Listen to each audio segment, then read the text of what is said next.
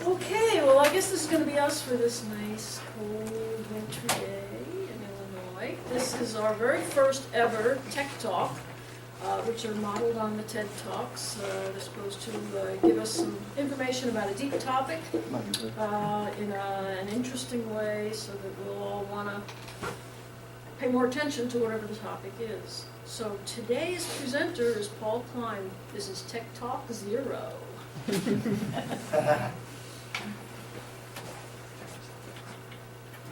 Okay, well, thank you all for coming. It is an honor to be the first speaker for the very first Tech Talk at Blackburn College. So, I'm going to talk to you today about the internship I did last summer at Pacific Northwest National Laboratory. So, more specifically, I'm going to talk about exactly what the program is that I did, and some fun stuff I got to do as a result of the program, some work stuff, what I actually did, what I got paid to do, and I haven't decided if I want you to save your questions for the end or ask me throughout. So if I don't call on you, I want you to wait. But be thinking of questions, because I'm sure I'll have a lot, because I'm condensing 10 weeks of work down into about half an hour. So the name of the program is the DOE SULI program. DOE, that part's easy, Department of Energy. SULI stands for Summer Undergraduate Laboratory Internship, which is actually slightly misleading because you can do it in the fall and the spring as well.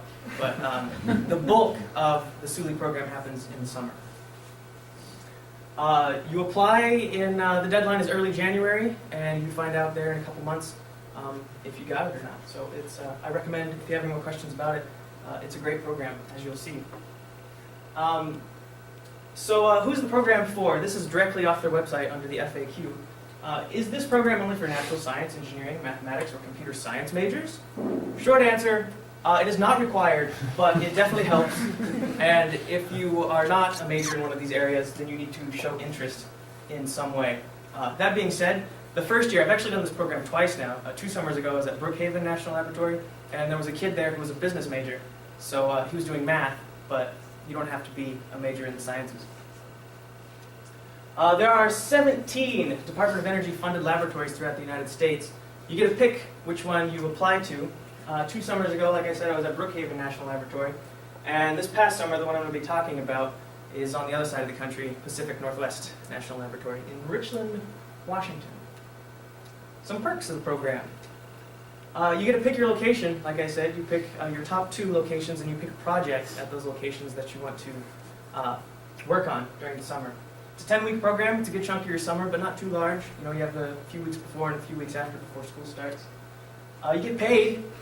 This summer was $500 a week. It does fluctuate a little bit depending on funding, but the general trend, this is actually an increase to what I got at Brookhaven. And on top of that, they pay for your housing, or they provide housing for free, or they will give you a housing stipend. And so if you don't live anywhere, don't ever eat food, and don't pay your taxes, that's $6,750, which is great when you're in college for one summer. And on top of that, they pay to get you out there, and they pay to put you back. So all around, it's a fantastic program. Like I just said, it's a great experience. I don't know how else to put it besides that. Grad schools love that sort of thing when you do research.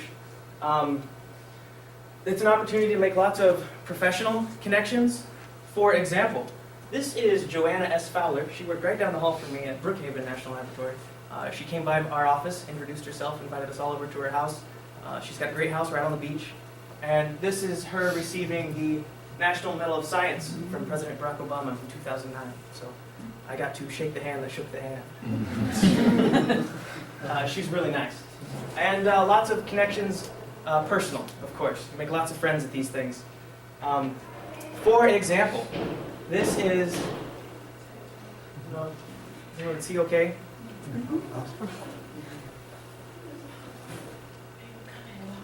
Is that too much? Bad. You still can't see that super well. But that is me and Frederic. I met Frederic at Brookhaven National Laboratory again. And as many of you know, I spent last spring at Swansea University in Wales, where I had a lot of opportunity to travel, and I went to Paris. Before I went, I messaged him, I was like, hey, you going to be in Paris? He said yes.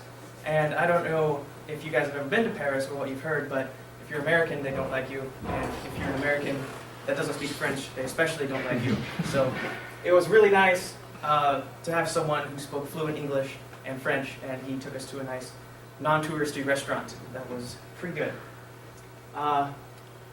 Okay, so this is the route that we took. I decided to drive this time. I flew to Brookhaven National Laboratory. They recommended driving. I regretted flying. I regretted not having a car. So this time I decided to take their advice. They advised again on having a car. This is a rough route of our route. We had a lot of fun. We turned it into a little bit of a vacation. We took a week to get there. I went, and my mother was able to go with me, and 2 of my aunts. So here's some fun pictures of the places we stopped on the way there. This is at the National Museum of Music, or the National Music Museum, one of those. I don't remember what town it's in, but it's in South Dakota. And this is a clariflute, a very unique instrument. It's perhaps the only one that you'll ever see. It looks mostly like a flute, but it's got that extra little piece. It makes it clarinet, I guess. A saxonet is exactly as it sounds. Also a very unique instrument. And for those of you that thought the harp was lame, this is the double chromatic harp. Making it crude again. A theremin. This is science related. You don't ever actually see these, but I thought it was very interesting that they had a theremin there. If you don't know what that is, it uses radio waves, and you just hover your hands over that area as you see this guy playing it. And then as you move, it varies the frequency, and it makes not a very pretty noise, but it's still, you can make music with it. And here are 4 Stradivarius violins, so you're looking at millions of dollars right there. I thought that was pretty cool. This little museum had 4 of them. So there's the crew. There's me on the left, my mother on the right, and my Aunt Karen is in back, and that's my Aunt Debbie right behind my mom's arm there. And this is in Sioux Falls, South Dakota, right in the middle of town. It's a really beautiful place. This is when we got in a time machine and went back to Dinosaur Land. Not really, but this is at Yellowstone, a lovely place. I really enjoyed Yellowstone. I really wanted to go there. That was one of my main spots. And if you haven't been, I highly recommend it before it blows up and kills us all. Here is some sagebrush, better known as tumbleweed. It looks cute now, white, and it smells really good. But when they get bigger, they're all over the place. There's a bear. And here is a bottomless pit of boiling hot water. It's perfectly clear as well. It's really cool. There's tons of these out there. Now this doesn't look like a very interesting picture, but if you walk over on this side, you'll notice ever so slightly the water flowing to the left. And if you walk over on this side, the water's flowing out to the right. And what's really cool about this is the water over on this side of the picture is going to the Pacific Ocean, and the water over here is going to the Atlantic Ocean. So this is the continental divide at Yellowstone. So it's really cool. You're looking at pre-Ocean 1 and pre-Ocean 2. Assuming it doesn't evaporate before it gets there. But a really cool place geographically. There's some cloudy mountains. And finally, we made it to Pacific Northwest National Laboratory. Now, to take this picture was actually a little bit difficult. As soon as we got there, within about 40 seconds, there was a security vehicle there who wanted to know what we were doing there on a Saturday, or I think it was a Sunday. Told us we couldn't park where we were, and told him, hey, I just got this internship, I wanted to have a picture. And finally, he agreed to let us take a picture. But I wasn't allowed to get any cars in the picture. So there's a clip art convertible over the top of a car I accidentally put in the picture. You make lots of friends when you're there, and you get to go on lots of weekend trips. This is what's left of Mount St. Helens. We couldn't actually climb it. There was a wait list of about 2 months, so we would have been able to climb it after we all left. And there's what used to be a forest close to Mount St. Helens. Mount Rainier on an unusually cloudless day. Now, don't let it fool you. This is actually really, really tall. It doesn't look like it, but here's a picture from about a quarter of the way up. And interesting thing about this trip that we did is the bottom of my nose was sunburnt, which is a very unique feeling from all the sunlight reflecting off the snow. Okay, so this is B-reactor.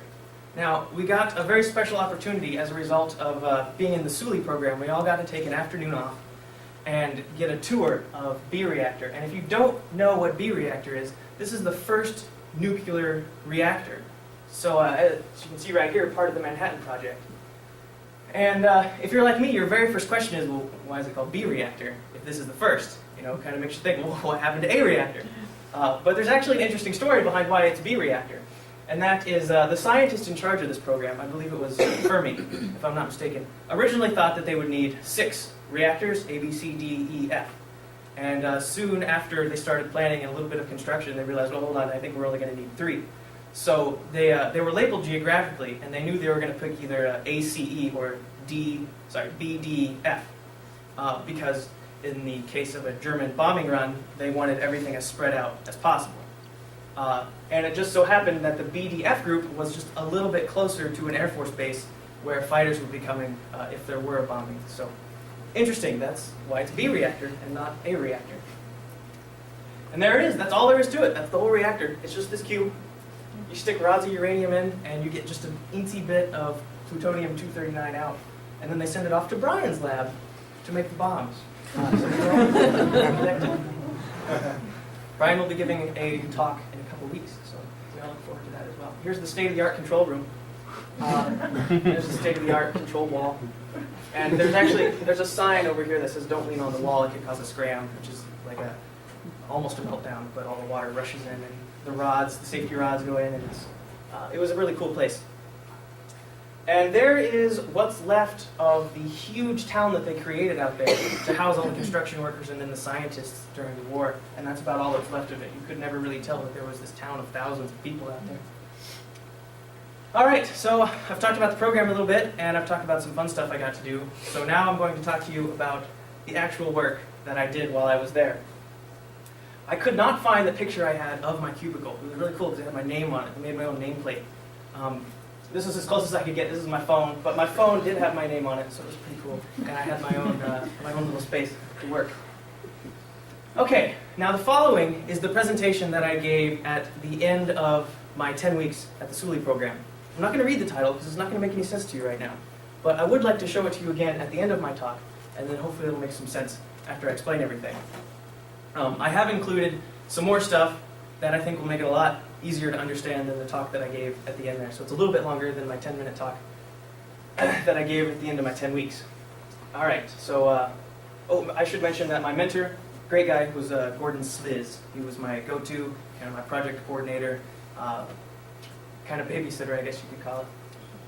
All right, so in general, you could say that my research this summer involved bettering the process of identifying proteins in a sample using mass spectrometry.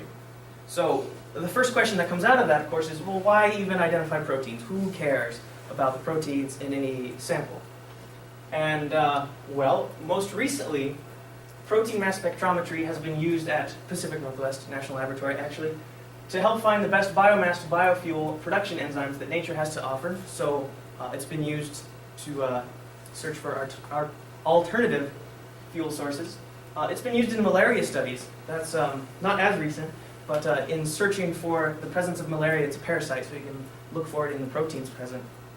But on top of that, also identifying what stage malaria is in. So very useful information if you're trying to treat or eradicate the disease. And I think most interestingly, it's recently been used, very recently. I'm not even sure if the study is completed, but it's been used to search for biomarkers in humans for Alzheimer's disease. So basically they're searching for either the presence or absence of certain proteins or the presence of certain proteins in certain ratios to indicate whether that person has Alzheimer's or even will soon get Alzheimer's. So very interesting research. And any improvements to protein mass spectrometry would of course carry over to all these other areas of research. These are just 3 that use it. So let's get started. How do you identify a protein? Well, if you remember basic biology, you might think, well, if you know the amino acid sequence, then you can know what protein you're dealing with. However, that's a very tedious process.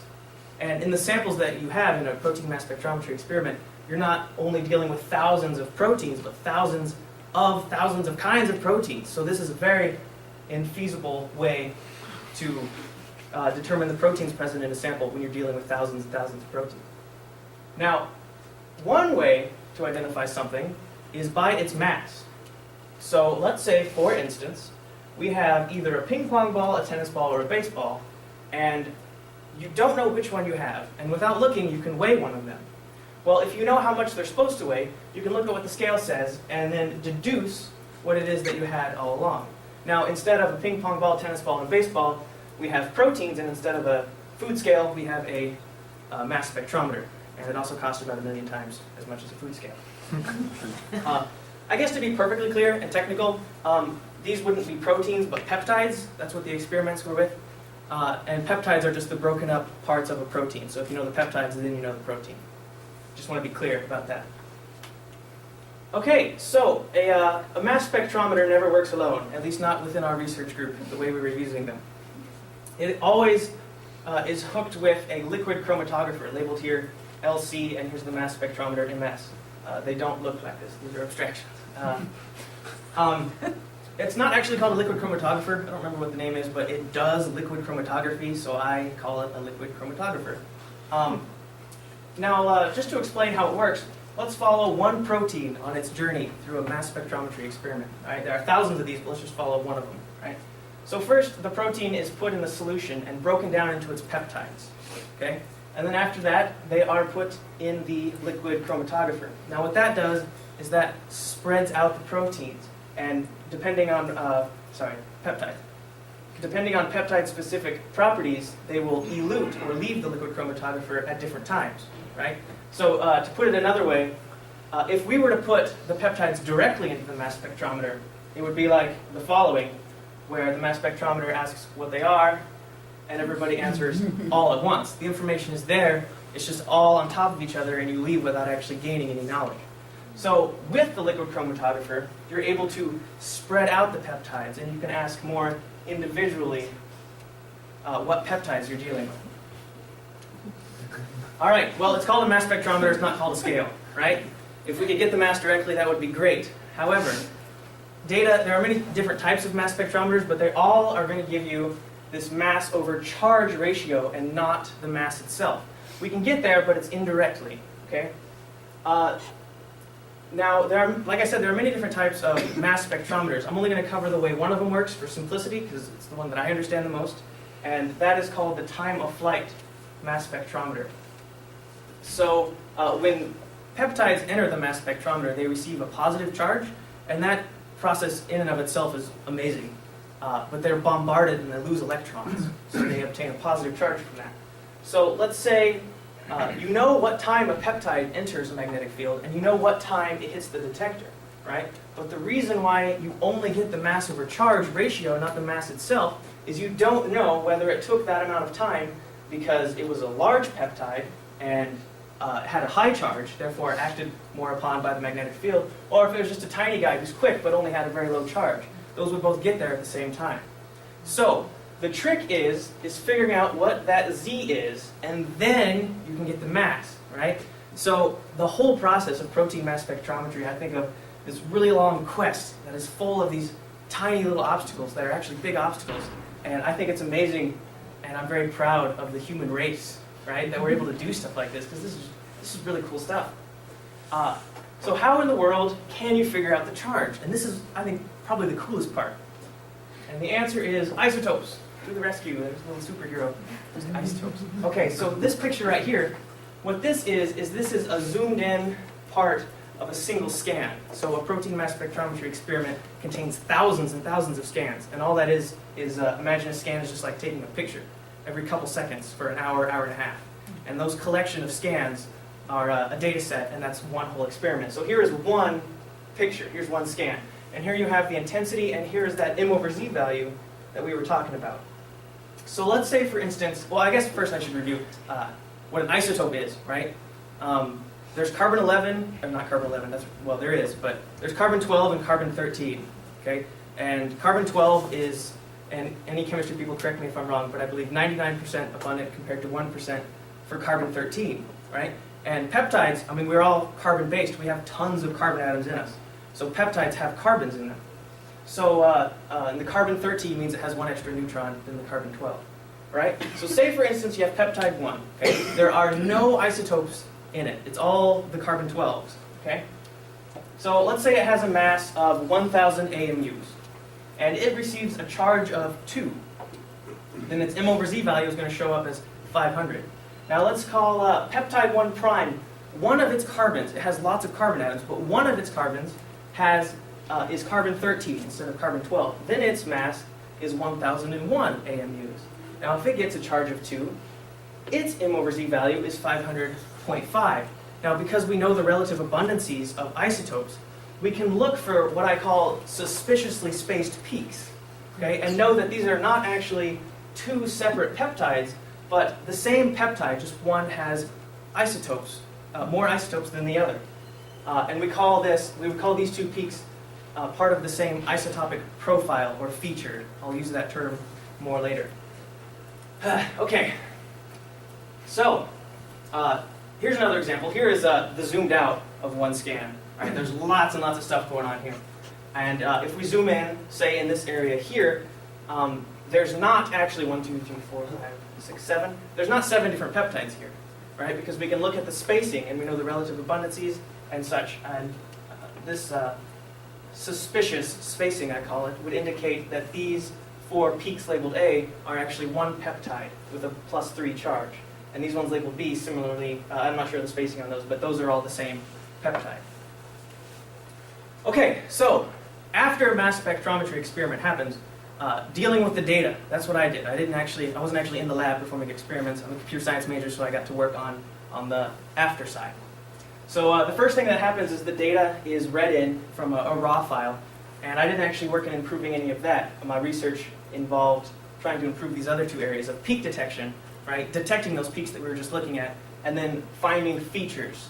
That's the part of which peaks are actually the same, which peaks should be associated with each other. Okay, so improving peak detection.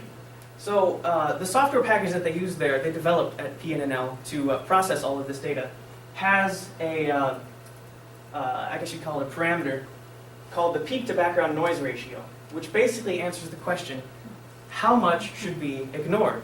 Okay? If you set it too high, you're going to be excluding features, right? And if you set it too low, you're going to be including all of the noise, and you're going to have a bunch of false positives. You're going to come up with proteins that aren't really, or peptides that aren't really there. So I created the parameter genie, I called it. And here is a graph of peaks detected versus features detected. And as the peaks increase, that corresponds to using a smaller and smaller ratio. Okay? I tried many different graphs. This is the one I settled on that seemed to work the best. And the way the parameter genie works is it creates this curve from a sample of scans, and then it climbs this curve until it gets to a point where it says, okay, from here on out, you're just wasting your time. You're not going to detect any more features. And then it will use this ratio for this setting. All right, so how did it do? Previously, general optimization for this value was found to be around 1.3. Okay, and I show this to show that my results for a particular set are very reasonable, well within the ballpark. So here is the data from a bunch of individual scans from one data set. You average those, you get something like this, and you climb the curve, and you get a value of around 1.06. So what's great about this is instead of using a general optimization, you're able to get ratios specific to data sets. So instead of ignoring stuff on the same line, you can change it. Okay, uninformed thrash. We've switched to the finding features improvement. Now, thrash is the name of the algorithm that they use to find these features, to find these isotopic profiles. I call it uninformed, and you'll see why in a minute. So the way that works is we, as the program, as thrash, we look at a scan set, and let's say we come along this peak right here. Then we look at an area 1 Dalton wide. A Dalton is just 1 m over z, right? Because that would indicate a charge of +1, which is the lowest you can get. And then it looks at the spacing of all the peaks located within that 1 Dalton. Now this actually works really well for identifying isotopic profiles, but the problem is it only knows what's inside this yellow rectangle, right? The point of informed thrash is there's more information available. Let's use that to help us figure out what isotopic profiles we're dealing with. So if you remember back to the liquid chromatographer, peptides come out of that thing at different times depending on peptide-specific properties. So say peptide 1 elutes at this time and peptide 2 elutes a little bit later. You would know by looking at this data that those peaks, even if they are suspiciously spaced, should not be associated together because they're probably different peptides. So just to give you an example of how you can use this information, say you're coming along to this peak here and you're not sure as the program whether or not this peak and this peak should be associated together, indicating a +5 charge, right, with a 0.2 spacing. Or maybe it's that first peak and this green peak with a 0.25 spacing, indicating a +4 charge on those 2 peaks. Well, we can make what is called an extracted ion chromatogram, which is a big fancy way of saying when does this m over z value show up in the data set. And as you can see, it starts coming out, it starts eluting a little before scan 6,000, right? So we can make these for each of these peaks and compare them. So if we look at this first, if we compare these first two XICs and do a Pearson correlation on them, they actually correlate pretty terribly, slightly negative 0.123, right? And you can even just eyeball it and say, yeah, those don't really line up at all. However, when we compare this first peak with this second peak, just eyeballing it, those line up great, and they have a Pearson correlation of 0.972, with 1 being the highest correlation. So we can answer with a high degree of confidence that it is the +4 peaks that should be associated with each other and not +5. Okay, so how did it do? Well, it turns out, and my mentor did a lot of optimizing as well, that it comes out to about twice as fast as the old method, which is very handy considering how big these files are, as you can imagine. And this is just showing how it does using different peak to background ratios, right? That's how much you ignore. Okay, so here's some results for uninformed thrash. Now this blue circle represents a hand-annotated scan set of 345 features. Now what that means is someone took a scan, one of those pictures, and they went through it by hand and identified all the isotopic profiles present in that one scan. And they found these 345 unique features. Uninformed thrash found 267 of them, or 77%, but made up, right, these false positives of 108. So it said there was 108 that weren't actually there. Informed thrash performs comparably here, identifying 76% instead of 77. However, most interestingly, drastically reduces the number of false positives in a sample. I don't know about you, but I don't like being lied to, so these results were very nice to have. So, in summary, the parameter genie creates optimized ratios, informed thrash is faster than old thrash, and informed thrash drastically reduces the number of false positives in a scan. Some future work, the parameter genie should be tested on other LCMS data, liquid chromatography, mass spectrometry data sets. We've only tested it on a few, just the ones I was working with. Same thing for the informed thrash, it's only been tested on the few that I was working with. And I think most interestingly for future work is investigate processing of larger peptides, right? We've been using informed thrash to look at peptides that are relatively small size, that obtain charges of +6, +7, +8 at the most. So larger peptides can obtain a much larger charge, say +14, +15. And my mentor theorized that informed thrash could perform much, much better in an environment of larger peptides. So interesting stuff that could happen. All right, special thanks. Gordon Sliz, of course, he's my mentor. He's a great guy. Scott Kronwitter and Christina Poliak, those are the ones that went through that scan set by hand and identified all those features. Gordon Anderson and Dick Smith for supporting our research that we did. The SULI program, of course, and Karen Wida, she is the person in charge of the SULI program at Pacific Northwest National Laboratory. And Dale Johns also helped with the SULI program, and he was just a great guy to be around. He was a lot of fun and a great motivator in general. And I, of course, want to thank my professors that wrote my recommendation letters to get me in here, and for everything I've learned to be able to perform this. So let's look at that title again, see if it makes any sense. Improvements in peak detection and deconvolution for the extraction of signals from mass spectra. Okay, so peak detection, that was the parameter genie.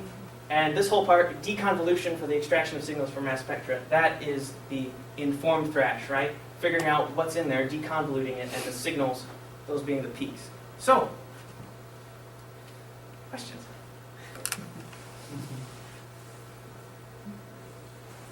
Marcia. How did you get started on this particular question? Did Shiz was his name? Did he have a set of problems that he wanted people to work on, and you chose one, or you assigned one? They have, well, for mentors, what they do is they apply themselves to get a mentee, I guess. I don't know a whole lot about it, but they apply, so I assume in the application process they have what they want their students to come and do. So just part of the research group, the proteomics group there, he was a part of that, and he applied for a mentee, I guess. Were you his only one, or did Yes. you have a group? Some mentors have more than one student, but I was his only then T. I keep using that word. This was all done in C#. I didn't mention that, but they did all of their work in C#, which is a good language, but packaging things up is annoying. So I got to learn C#, another language. At Brookhaven, all of my work was in C++, so I got to learn that language for that. So there's lots of chemistry stuff that people do too.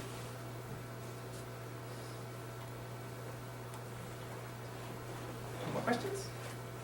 I got more.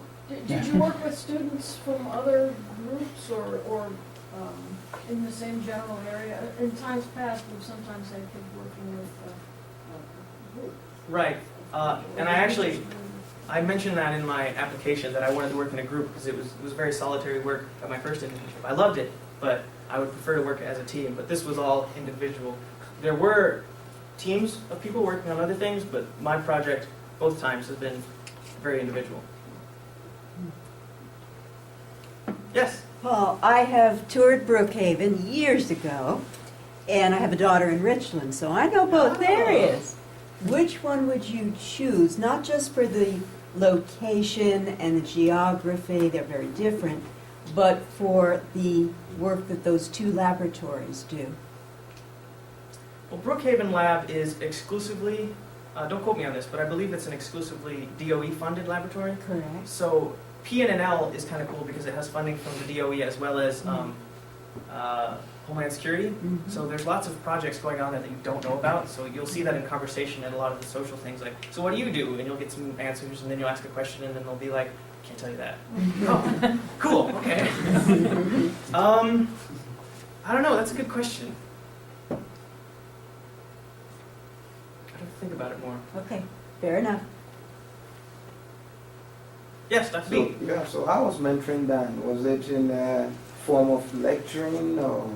Not really. It was a very individual basis. It was just, he had the project. It was like I was his employee, kind of.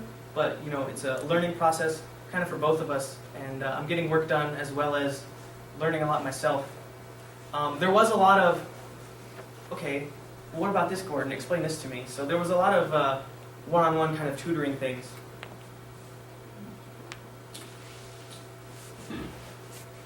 Jake? Okay, so I know what the goal and everything was of your work, but what would a normal work day be? Would you just sit at a computer and stare at it all day and type in your keyboard? There was a lot of programming, yes, but I would go back and forth. I actually didn't get to be in the same building as my mentor. They ran in a room. So I was in an adjacent building. But yeah, there's a lot of programming, a lot of meeting with my mentor and trying to understand stuff. I don't know if you've ever heard the statistic that 70% of programming is trying to understand somebody else's code, and then 30% do it. I would very much agree with that over this internship. It's a lot of trying to understand this Decon Tools software package, that's what they called it, and trying to figure out how to use it. Does that answer your question? So yes, it was all, I worked on a computer, but that wasn't common. A lot of people go in the lab, a lot of interns have that.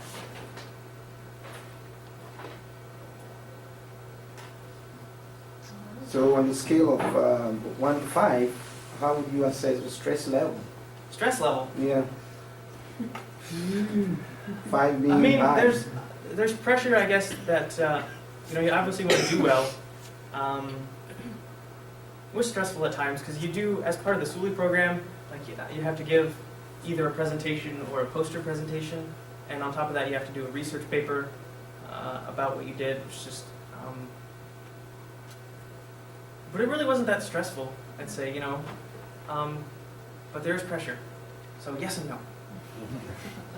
Maybe between 3 and 4, because there is pressure. You want to do well.